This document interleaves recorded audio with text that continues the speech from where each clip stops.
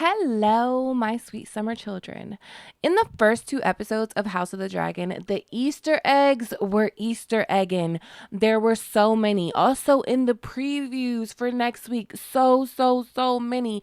And I'm going to point them all out. Everything we missed so far. So this video will contain book spoilers because I have to feed my book fans and people that just want spoilers.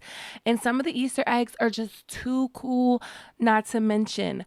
Firstly, the title of the episode, right? The episode was titled Rhaenyra the Cruel. And we've seen that's not the case. Not the case at all. Rhaenyra is nowhere near cruel. She's nowhere near Maegor with teats, as she is called in Fire and Blood. We saw the Greens, Otto specifically, get in his Kris Jenner bag and use the tragedy that befell his grandson to spin the optics, point the finger at Rhaenyra, and parade the boy through the streets, screaming, "Look at the work of Rhaenyra Targaryen." Green lies right in our face, a PR workshop. And listen, baby, this is the stuff that Fire and Blood is made of. See, we've read Fire and Blood and we think we know what's going to happen, but we actually don't. Everything is written by maesters and septons hundreds of years after the events have happened. And George R.R. Martin, the author of Fire and Blood, he specifically says, the maesters don't know, we don't know, no one knows. This is how Septon Eustace said it went, and this is how Grandmaster Orwyle said it went, and this is how Mushroom said it went. And you pick. You pick which one, because we don't know. Yeah, exactly. Archmaester Gildane doesn't know, and we don't know. The people who wrote Fire and Blood, one was a maester and one was a septon.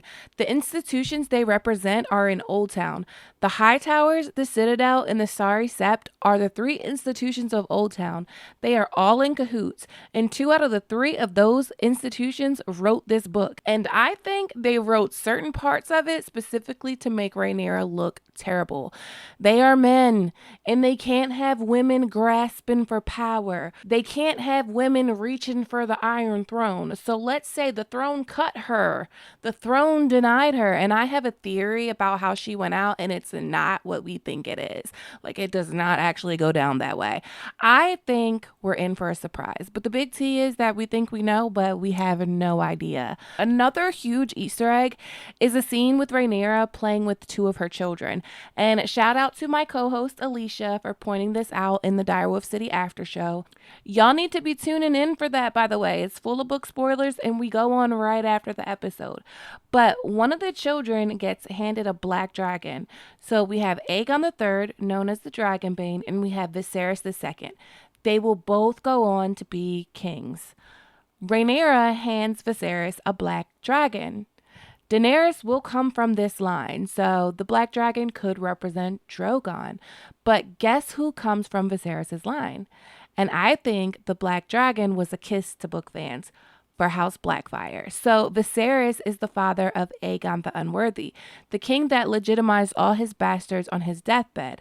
You've heard the names Bittersteel, Bloodraven, Shira Seastar, Daemon Blackfyre. But there becomes a line of Targaryens called the Blackfyres. So they reverse their colors. Instead of the red dragon on the black field, it's a black dragon on the red field. And you will hear so much more about this in the new series coming to HBO covering the tales of Dunk and Egg. And I can't wait to cover that, baby, because I'm going to be right here. Another Easter egg was the book that Rhaenyra was reading. Rhaenyra was reading about one of my faves, Visenya Targaryen. So Visenya Targaryen was Vhagar's first rider, and that's why I say I can never hate Vhagar. But Visenya was a warrior queen. Visenya is like the complete opposite of Rhaenyra. Visenya would have actually flew Vhagar to Old Town and burned the High Tower to the ground by now just off a GP. But I do think that Rhaenyra has a little Visenya in her. She talked about Daemon keeping this darkness in him sheathed, and I think she has that same darkness in her. She even named her daughter Visenya. But not only is she reading about Visenya, we see a clip from the trailer with Rhaenyra with a sword. So Visenya actually wielded Dark's sister, the sword that Daemon has. So I think Rhaenyra is definitely going to be unsheathing that darkness she has inside of her and channeling her inner Visenya. But let's be honest. She needs to at this point. Another Easter egg was actually an egg. So, in the blood and cheese scene in the first episode, there were egg incubators under the baby's cradles. And this photo of Jaehaera shows what looks like an egg under her blanket. So, Aegon's twins, Jaehaerys and Jaehaera, were actually aged down on the show, but in the books, they both already have dragons. Jaehaerys had a dragon named Shrykos, and Jaehaera had a dragon named Morgul. But it is ancient Targaryen custom that babies share their cribs with dragon eggs, and that's how they form their bond. Rhaenyra shared her crib with her dragon Syrax. Jace, Luke, Joffrey, they all shared their cribs with their dragons. If you remember, when Rhaenyra gave birth to Joffrey, a dragon egg was brought to him the same day. So I'm thinking, since they did include Jaehaera in bed with her dragon egg, that we may get to see another baby dragon being brought forth very soon. Speaking of dragon eggs, I feel like this is going to be controversial. This is going to piss people off. So there are 4 dragon eggs in the preview trailer. And 3 of those eggs look very similar to Daenerys' eggs that she receives as a wedding gift in Game of Thrones. The ages have turned them to stone, but they will always be beautiful. Most of the fans have thought those dragon eggs came from Dreamfire. They were dragon eggs that were stolen from Dragonstone by Alyssa Farman. Dreamfire also is the same kind of dragon as Drogon, like the same breed of dragon. But this has never been confirmed, and it looks like Daenerys' dragon eggs might actually come from Syrax. The problem with that is that Syrax, Drogon, Viserion, and Rhaegal are actually different breeds of dragons, so I don't think that's the case. But I do know that at least one of these 4 eggs does actually hatch. Rhaena, Daemon, and Laena's daughter, her egg actually hatches while she's in the Vale, and she has the dragon Mourning. So speaking of dragons, I got some new merch. Throat Goat shirts are available. The link is below. Also on Direwolf City, someone in the chat pointed out that Jason Baylor scene with the crossbow is heavy foreshadowing because we know Jace allegedly goes out by a crossbow. Speaking of Jason Baylor, I need to see Vermax right now, but Baylor's dragon Moondancer was shown heavily in the preview trailer, and Moondancer is the bane of Aegon Targaryen. Also, in the behind the scenes, when they showed us Helena's writings of her visions, she said the goose kills its own reflection and dies, and the sigil of House Cargyle is the golden goose, and golden geese fought, and it was heartbreaking. But love was indeed not the death of duty for Sir Eric Cargyle. He loves his brother, but he fought to the death for his queen, fell on his sword, but protected her, and Jon Snow could never. I did a whole video on Helena's prophecies called Helena the Dreamer, and you can check that out. Another Easter egg is actually from episode 1, is that Aemond has a painting in his bedroom of the burning of Harrenhal. And Aemond is going to actually burn Harrenhal. So it's interesting that he goes to sleep looking at that every night. And the brothel babe also hints at this when she reminds him that when princes lose their temper, the small folk pay the price. Oh, and the small folk of Harrenhal will pay a price. Speaking of small folk, Hugh the Hammer is a dragon seed. He's going to actually be the rider of Vermithor, King Jaehaerys' dragon. Off the White, another small folk, the rider of Silverwing, Queen Alysanne's dragon. So he also makes an appearance. We also had Adam, the rider of Sea Smoke. The only dragon seed that we are missing now is Nettles. And where is Nettles? Don't play with me. Where is Nettles? Adam and Alan are said to be Laenor's sons, but they are actually the sons of Corlys Velaryon. We also had mention of another dragon rider, Daeron Targaryen, Viserys and Alicent's third son, Daeron the Daring. His dragon is the Blue Queen, Tessarion, and his dragon breathes blue fire.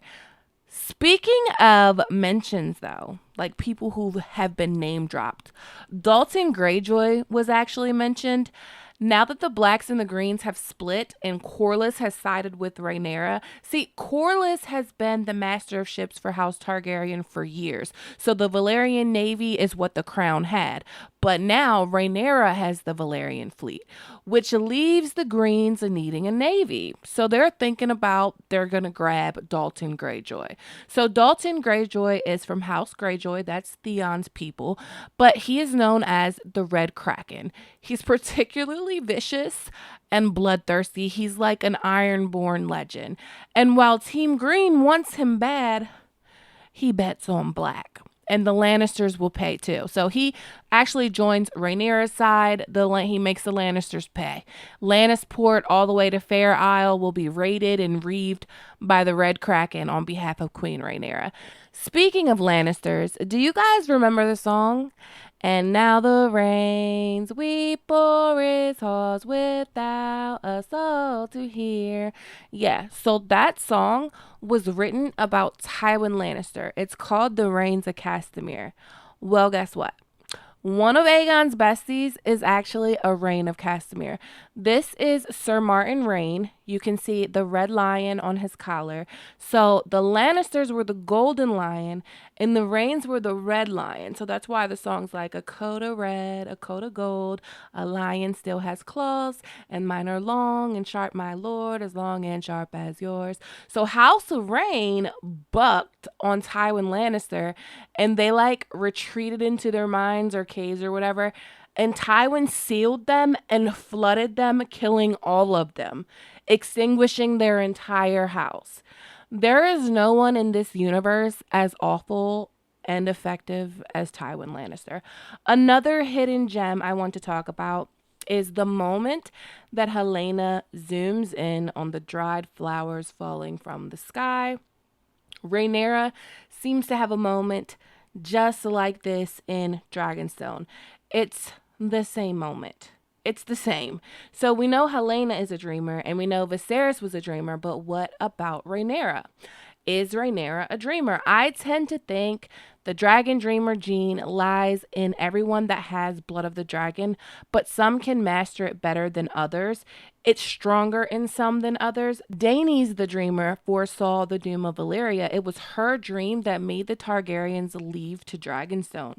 And it is revealed in this book, in the behind the episodes, that Daenerys the dreamer was the rider of Balerion the Black Dread. So before Aegon, Balerion's rider was Daenerys the Dreamer, which the implications of this are just mind-blowing and deserve a video of its own. Also, Elinda. Elinda has served Rhaenyra for years.